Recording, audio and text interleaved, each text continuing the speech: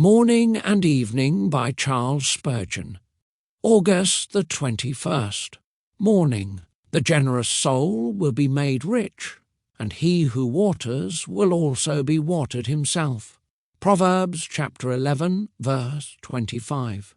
We are here taught the great lesson that to get we must give, that to accumulate we must scatter, that to make ourselves happy we must make others happy, and that in order to become spiritually vigorous we must seek the spiritual good of others.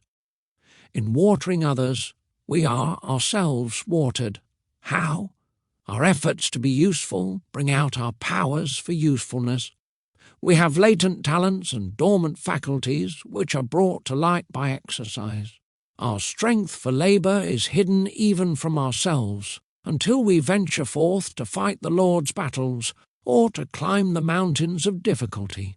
We do not know what tender sympathies we possess until we try to dry the widow's tears and soothe the orphan's grief. We often find in attempting to teach others that we gain instruction for ourselves.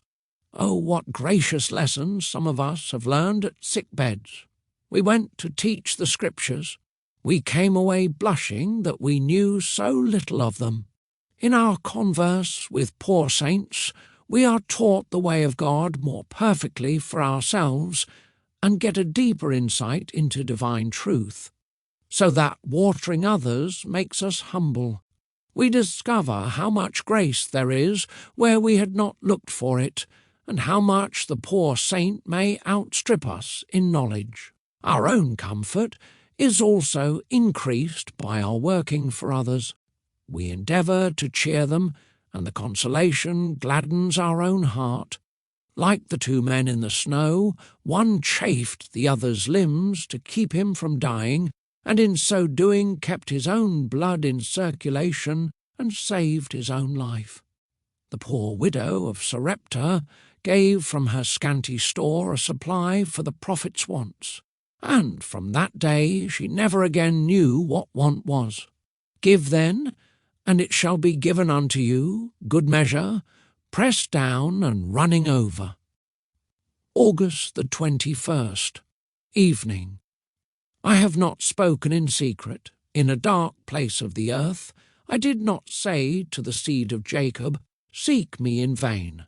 I, the Lord, speak righteousness. I declare things that are right. Isaiah chapter 45, verse 19.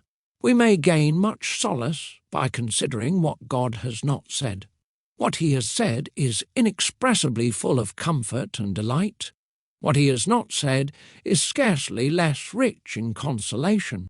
It was one of these said nots which preserved the kingdom of Israel in the days of Jeroboam the son of Joash, for the Lord said not that he would blot out the name of Israel from under heaven.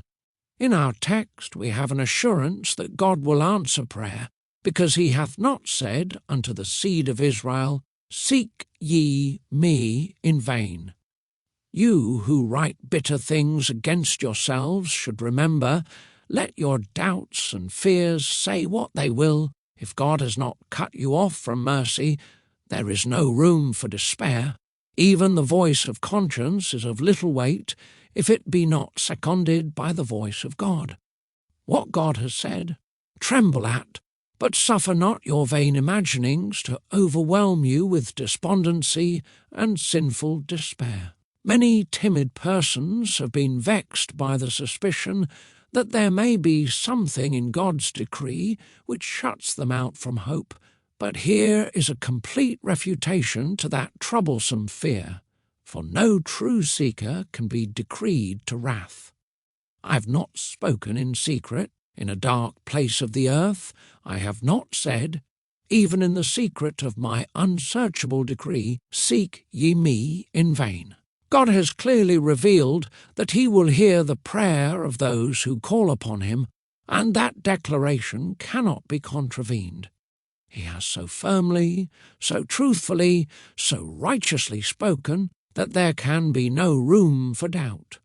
He does not reveal his mind in unintelligible words, but he speaks plainly and positively.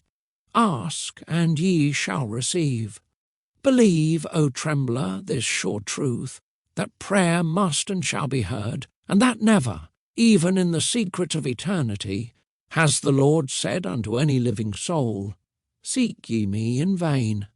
May your heart rest today in the grace and nearness of Jesus Christ. Thank you for listening.